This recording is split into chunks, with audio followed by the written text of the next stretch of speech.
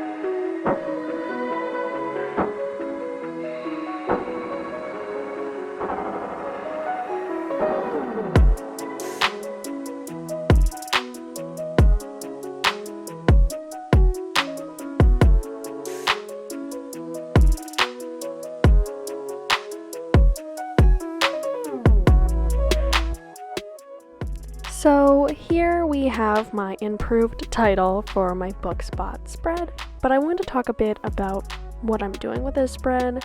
In 2020, I want to, one, cut down my book buying, but also track how much money I spend on books in the year, because I'm curious. So the categories I have here is the number of books bought, overall, the month I bought it in, the title, the cost, and if I've read it or not.